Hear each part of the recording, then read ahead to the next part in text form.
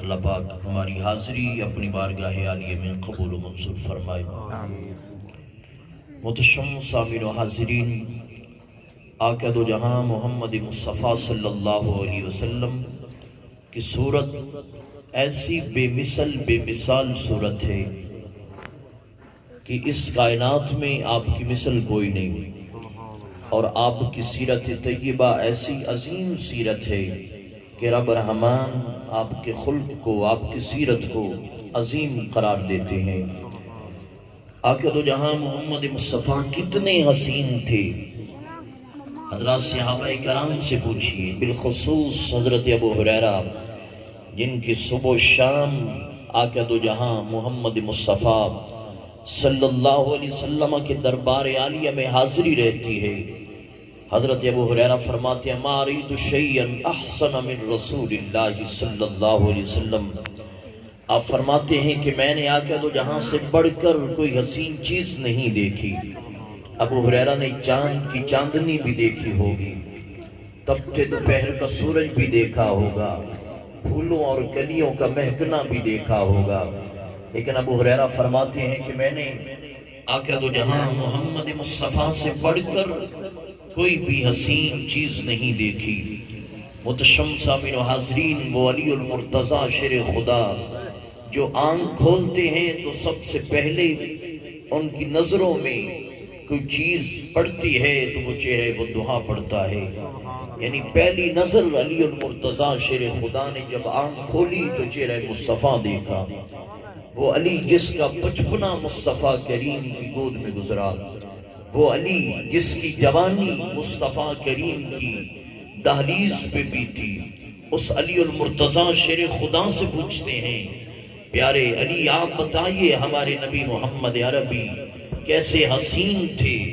علی المرتضیٰ شیر خدا نے آقا کا مکمل حلیہ مبارک بیان کیا۔ آپ فرماتے ہیں، لم یکن رسول اللہ صلی اللہ علیہ وسلم بالطویل الممغط ولا بالقصیر المتردد وكان ربعة من القوم، لم يكن بالجعد القطة ولا بالسبت وكان جعدا رجلا، لم يكن بالمطاهم ولا بالمكرثم وكان في الوجه تدبير، ابيض مشرق اضعج العينين اهدب الاشفار جليل المشاش والكتد اجرد ذو مصربة حسن الكفين والقدمين بين كتفيه خاتم النبوة وهو خاتم النبيين، اصدق الناس لهجة اجود الناس صدرا الينهم عليكا اکرم عشیرا، من راہ بدیہتا ہابا ومن خالته معرفتا حبا، یقول ناعته لم ارى قبله ولا بعده مثله صلی اللہ علیہ وسلم۔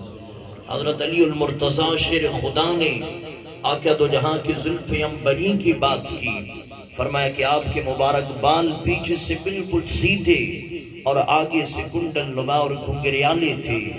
یہ مبارک زلفوں کا ظاہری حسن ہے، اور باطنی حسن وہ کرم کی گھٹا گئے سوے مشک سا، لکائے ابر رأفت پہ لاکھوں سلام۔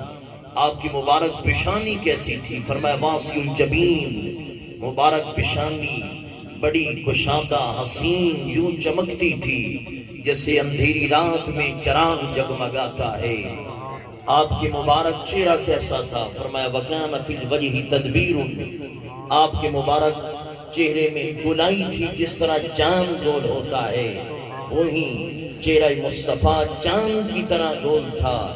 چمکتا کیسے تھا؟ فرمایا یتلألؤ وجہ تلألؤ القمر لیلۃ البدر، فرمایا جیسے 14ویں رات کو چاند چمکتا ہے یوں ہی چہرہ مصطفیٰ چمکتا تھا۔ آپ کی مبارک رنگت کیسی تھی؟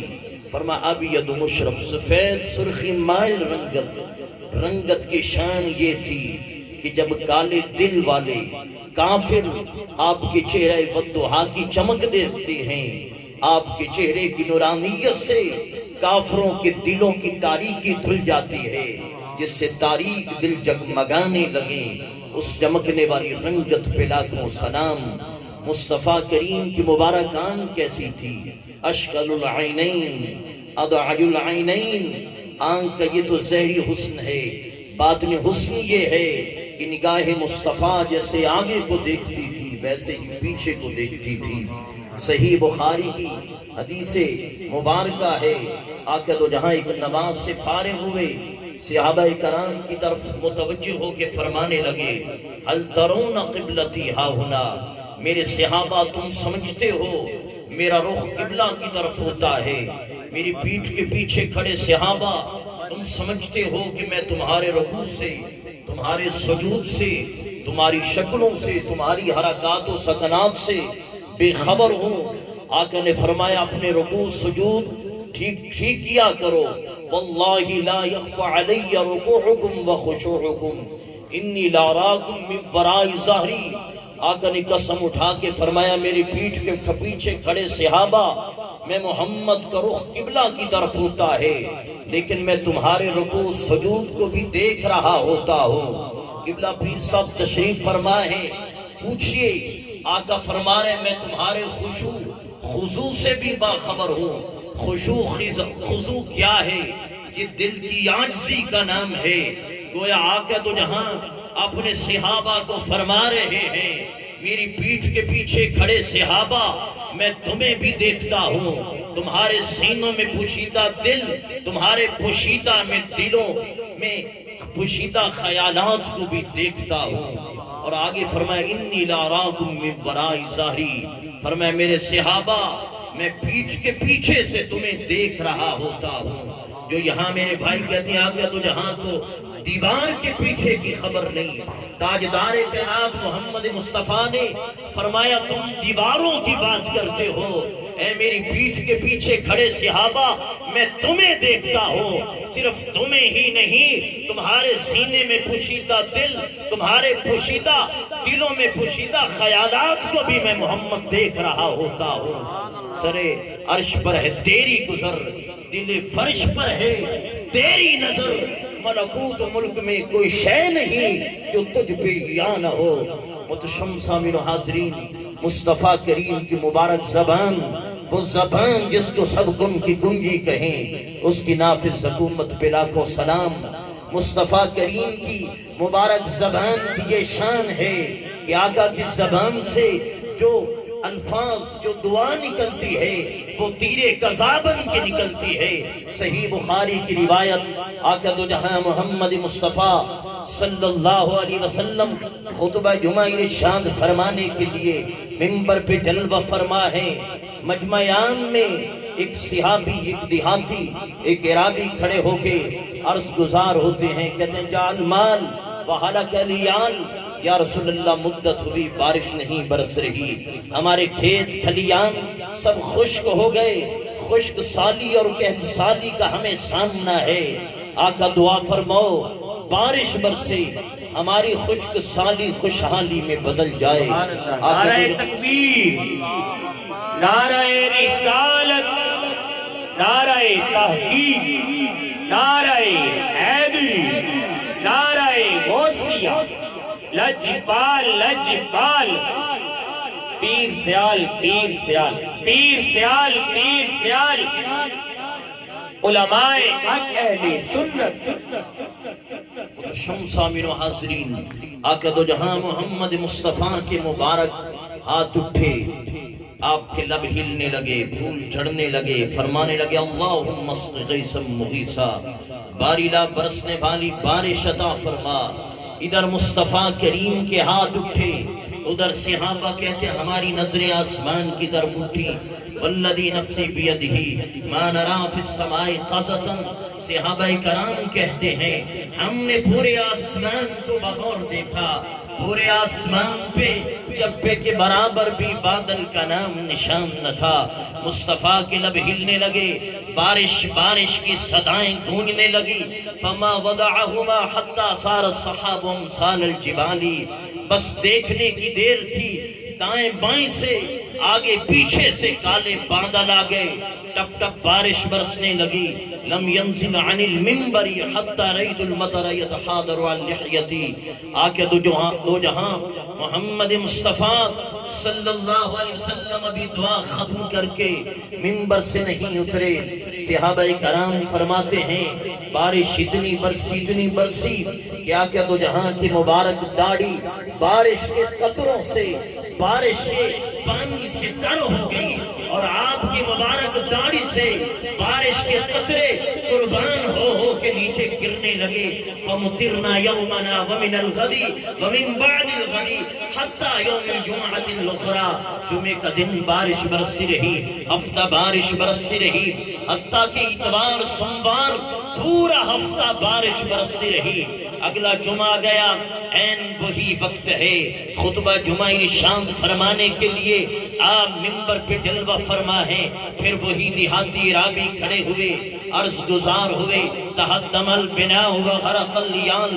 یا رسول اللہ پہلے بارش برستی نہیں تھی، آپ کی دعا کی برکت سے اب اتنی بارش برس چکی، دائیں بائیں پانی ہی پانی ہے. ہمارے مکان گرنے لگے، ہمارے مویشی ڈوب کر مرنے لگے. آقا دعا فرماؤ یہ برسی بارش تھم جائے. آقا دو جہاں نے جب اپنے غلام کی یہ فریاد سنی، وہی ممبر پہ کھڑے کھڑے مبارک ہاتھ کو یوں کیا، فرمایا اللہم حوالینا ولا علینا، اللہم علی اللکاب والزراب وبطون الاودیت ومنابت الشجر. فرمایا مولا شہر مدینہ کے اوپر بارش نہ برسے، شہر مدینہ کے دائیں بائیں پہاڑوں پہ، جنگلوں میں، حصاروں میں، صحراؤں میں، کھیت کھلیان میں بارش برستی رہے. حضرات صحابہ کرام اپنا مشاہدہ بیان کرتے ہیں، مصطفیٰ کریم کے مبارک ہاتھوں کے اٹھنے کی دیر تھی، شہر مدینہ کے اوپر سے آنن فانن بادل ہٹ گئے اور سورج بھی گرنے شہر مدینہ پہ پڑ کے شہر مدینہ کو جو چمکا رہی تھی. جس طرح بادشاہ کے سر کا سنہری تاج چمکتا ہے. متشمسہ من حاضرین قابل غور بات ہے، تھوڑا سا تصور کیجئے شہر مدینہ کے دائیں بائیں کالے بادل ہو، موسم کا بارش کا سما ہو، موسلادھار بارش برس رہی ہو، کالے کالے بادل ہو اور ان کالے بادلوں کے درمیان، اس موسلادھار بارش کے درمیان شہر مدینہ کی بستی بادشاہ کے سر کے سنہری تاج کی طرح چمک رہی ہو تو کیسا وہ حسین منظر ہوگا. یہ مصطفیٰ کی دعا کی شان ہے. اجابت کا صحرا، عنایت کا جوڑا، دلہن بن کے نکلی دعائے محمد. اجابت نے جھک کے گلے لگایا بڑی ناز سے جب دعائے محمد. متشمسہ من حاضرین آقا دو جہاں کی کس کمال کی بات کریں، آقا دو جہاں کی کس عظمت کی بات کریں. بہرحال مقصد فقط حاضری ہے. مزید آقا دو جہاں کی سیرت کے دو پہلو آپ کے گوش گزار کر کے بات ختم کرتا ہوں. میرے مصطفیٰ کریم جس زمانے اس دنیا میں جلوہ فرما ہوئے، اس دور اس زمانے میں لوگ بیٹیوں کی ولادت کو ذلت، بیٹیوں کی ولادت کو بوجھ، بیٹیوں کو باعث شرمندگی سمجھتے تھے. لوگ اپنے ہاتھوں سے اپنی زندہ بیٹیوں کو دفناتے تھے. میرے کریم مصطفیٰ نے آ کے بیٹیوں کے مقام کو اوج ثریا کی بلندی سے بھی بلند کر دیا. آقا دو جہاں نے اس ماحول میں جس میں بیٹیوں کو دفنایا جا رہا تھا، جس ماحول میں بیٹی کی ولادت کو ذلت کا سبب سمجھا جا رہا تھا، آقا دو جہاں ممبر پہ جلوہ فرما ہوئے. آپ نے فرمایا من عال جاریتین حتی تبلغا جا یوم القیامت وانا ہاکذا یوم القیامہ. فرمایا وہ باپ جو دو بیٹیوں کی تربیت کرتا ہے، فرمایا میرے غلاموں بیٹی کی ولادت کو بوجھ نہ سمجھنا، تم بیٹی کو خدا کا انعام سمجھ کے اپنی گود میں ڈال لینا. اس کا اجر، اس کا ثواب میرا رب قیامت کے دن تمہیں اسے عطا فرمائے گا. آپ نے انگلی کو دوسری انگلی کے ساتھ ملایا، فرمایا میں محمد کی یہ انگلی جیسے دوسری انگلی کے ساتھ ملی ہوئی ہے، ایسے ہی قیامت کے دن بچیوں کا باپ میں محمد کے قرب میں کھڑا. سبحان اللہ. نعرہ تکبیر، نعرہ رسالت، نعرہ تحقیق، نعرہ علماء حق اہل سنت. آقا دو جہاں محمد مصطفیٰ جو رحمت کائنات ہیں، جو بے وارثوں کے وارث ہیں، جو بے سہاروں کے سہارہ اعظم ہیں. آقا دو جہاں نے غریبوں یتیموں کے ساتھ محبت شفقت سے پیش آنے کا ہمیں درس دیا. فرمایا من مسح رأس یتیم لم یمسح الا للہ. فرمایا میرے غلاموں یتیموں سے شفقت کرنا، محبت کرنا، ان کا آسرا بننا، ان کا سہارا بننا، ان کا وارث بننا. آقا نے فرمایا کسی یتیم کے سر پہ تم محبت سے ہاتھ پھیرو گے، تمہارے ہاتھ کے نیچے کتنے بال آئیں گے، ہر بال کے بدلے میرا کریم رب تمہیں اجر و ثواب سے نوازے گا. آقا دو جہاں نے یہ زبانی کلامی ہمیں پیغام نہیں دیا، بلکہ عملی طور پہ یتیموں، بے آسروں، بے سہاروں کا کیسے سہارا بننا ہے. آقا دو جہاں نے عملی طور پہ ہمیں سہارا بن کے دکھایا ہے.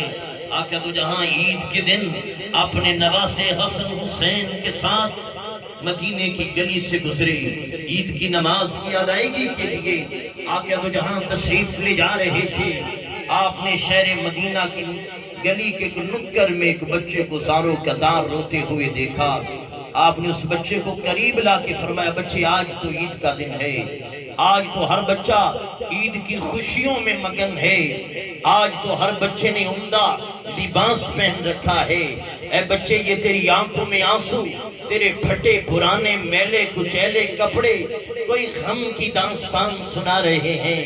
بچے آج عید کے دن، خوشی کے دن تجھے کون سا دکھ ہے، کون سی پریشانی ہے؟ وہ بچہ کہتا حضرت یہ عیدیں یہ خوشیاں تو ان کے لیے جن کے سروں پہ باپوں کے سائے سلامت ہوں، جنہیں ماں کی محبت بھری آغوش میسر ہے. یہ ساری خوشیاں، یہ ساری عیدیں تو ان کے لیے. وہ عرض کرنے لگا حضرت میں یتیم ہوں، سر پہ نہ باپ کا سایہ ہے نہ ماں کی محبت بھری مجھے آغوش میسر ہے. آقا نے اس یتیم کو گلے لگا کے سر پہ محبت کا ہاتھ پھیر کے فرمایا الا ترضا انا کون بمنزلتی ابیکا وعائشہ بمنزلتی امیک کما قال علیہ الصلوۃ والسلام. فرمایا بچے کیا تو اس بات پہ راضی نہیں ہے کہ آج کے بعد تیرے باپ محمد عربی ہوں، آج کے بعد تیری ماں عائشہ صدیقہ ہو، آج کے بعد تیری بہن فاطمہ الزہرا ہو، آج کے بعد تجھے حسن حسین کی سنگت نصیب ہو. متشم سامعین و حاضرین، ہم نے میلاد منائے، ہم نے گھر گلیاں بازار سجائے، وہ سجانے کا وقت بیت گیا. پہلے ہم نے گھروں کو گلیوں کو سجایا تھا، اب موسم آیا ہے کہ ہم اپنے آپ کو سجائیں، اپنے چہرے کو سنت محمدی سے سجائیں، اپنی پیشانی کو سجدوں سے سجائیں، اپنے آپ کو آقا کی شریعت سے، آقا دو جہاں کی سنت سے، آقا کی سیرت سے سجائیں. یہی چیز آقا دو جہاں محمد مصطفیٰ کی سچی غلامی کی نشانی ہے. بس اسی بات پہ اپنی گفتگو ختم کرتا ہوں کہ آج ہم نام کے عاشق رہ گئے، ہمارا عمل عاشقوں والا نہیں، ہماری صورتیں عاشقوں والی نہیں. وہ الطاف حسین حالی کی دعا پہ اپنی گفتگو کا اختتام کرتا ہوں. الطاف حسین حالی دامن پھیلا کے بارگاہ مصطفیٰ میں استغاثہ کرتے ہیں، کہتے ہیں اے خاصہ خاصان رسل وقت دعا ہے، اے خاصہ خاصان رسل وقت دعا ہے. امت پہ تیری آنکھ عجب وقت پڑا ہے، جو دین بڑی شان سے نکلا تھا وطن سے، پردیس میں وہ آج غریب الغربا ہے.